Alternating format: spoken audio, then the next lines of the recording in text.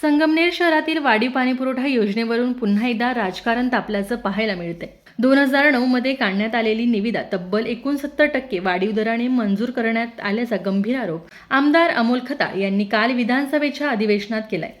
महाराष्ट्रात इतक्या उच्च दराने मंजूर झालेल्या निविदा क्वचितच पाहायला मिळतील. त्यामुळे ही प्रक्रिया अत्यंत चुकीच्या पद्धतीने राबवण्यात आल्याचा दावा त्यांनी केलाय. अध्यक्ष महोदय, माझ्या संगमनेर मतदारसंघातील संगमनेर नगर परिषद येथे 5 जून 2009 रोजी लोकमत व सकाळ पेपरमध्ये शहरातील वाढीव पाणी पुरवठा योजनेसाठीची निविदा काढण्यात आली आणि महाराष्ट्रात आजपर्यंत एवढ्या उच्च दराने कुठली निविदा मंजूर झाल्या नसेल तो पराक्रम आमच्या संगमनेर नगरपालिकेने त्यावेळेस 69% आबोदरांनी सदर निविदेला मंजुरी देण्यात आली आणि त्यावेळेस काही नगरसेवक 7 नगरसेवकांनी या प्रक्रियेला विरोध केला, परंतु त्यावेळेसचे तत्कालीन नगराध्यक्ष सो अंजली सुधीर तांबे असेल, उपनगराध्यक्ष तत्कालीन शोभा दिलीप पुंडा असेल, पाणी पुरवठ्याचे सभापती लाला बेपारी असेल व मुख्याधिकारी योगेश गोडसे यांनी अतिशय चुकीच्या पद्धतीने ही प्रक्रिया राबवून याच्यामध्ये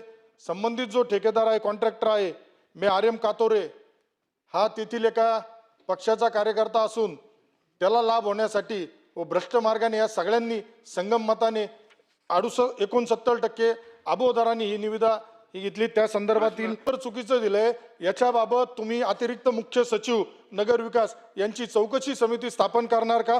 तसेच यामध्ये जे दोषी होते तत्कालीन नगराध्यक्ष जे आहेत अंजली सुधीर तांबे असेल किंवा त्यांची जी टीम होती त्यातील काही विद्यमान नगरसेवक आता सुद्धा त्या बॉडीमध्ये आहेत, तर यांच्या बाबतीत सुद्धा आपण काय निर्णय घेणार? दरम्यान या आरोपांना संगमनेर नगरपालिकेच्या माजी नगराध्यक्षा दुर्गा तांबे यांनी जोरदार प्रत्युत्तर देत अनेक वर्ष पाणीटंचाईचा सामना करणाऱ्या संगमनेर शहरासाठी निळवंडे धरणातून थेट पाणी आणण्याचं ऐतिहासिक काम करण्यात आलंय.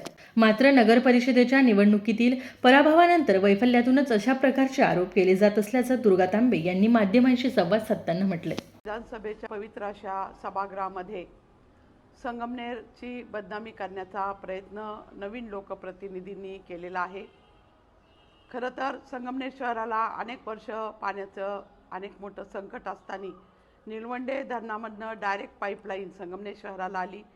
2009 साली यामध्ये आपण नगर परिषदेने ठराव मंजूर करून त्यामध्ये नगरविकास खातं आहे, MGP आहे, महाराष्ट्र शासन आहे, सर्वांचे नियमाप्रमाणे या ठिकाणी हा ठराव मंजूर झाला.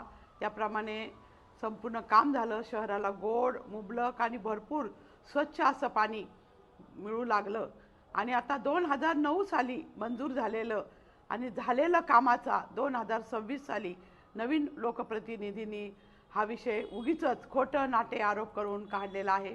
ते खरं तर संगमनेर नगर परिषदेच्या निवडणुकीमध्ये त्यांच्या कुटुंबियांचा दारुण असा पराभव झाला आणि या पराभवामुळे वैफल्यग्रस्त होऊन ते सतत संगमनेर नगर परिषदेच्या खोटे नाटे आरोप करण्याचा सभागृहामध्ये ते प्रयत्न करत आहे. यामध्ये जे संपूर्ण नियमाप्रमाणे सर्व काम झालेलं आहे, चुकीची कुठलीही गोष्ट, नियमबाह्य कुठलीही गोष्ट संगमनेर नगर परिषदेने केलेली नाही. विशेष म्हणजे संगमनेर नगर परिषदेने पर्यावरण, स्वच्छता आणि शाश्वत विकास क्षेत्रात उल्लेखनीय कामगिरी केली आहे. वृक्षारोपण, घनकचरा व्यवस्थापन, पाणी, हवा, जमीन, ऊर्जा आणि जैवविविधता संवर्धनातील कार्यासाठी 2022 मध्ये माझी वसुंधरा अभियान अंतर्गत नाशिक विभागात प्रथम क्रमांकाचा सन्मान मिळवला. तसंच 2016 मध्ये स्वच्छ भारत अभियान आणि हागणदारी मुक्त शहर उपक्रमातील उत्कृष्ट कामगिरीबद्दल गतिमान प्रशासन पुरस्कारांनीही नगर परिषदेचा गौरव करण्यात आला होता. यामुळे विकास कामांची दखल घेत राज्यस्तरीय पुरस्कार मिळवलेल्या नगर परिषदेवर केवळ राजकीय हेतूने आरोप करून संगमनेरची प्रतिमा मलिन करू नये अशी चर्चा आता संगमनेरकरांमध्ये रंगू लागली आहे. नवतेज महाराष्ट्रासाठी प्रतिनिधी अमोल वाघमोडे, संगमनेर.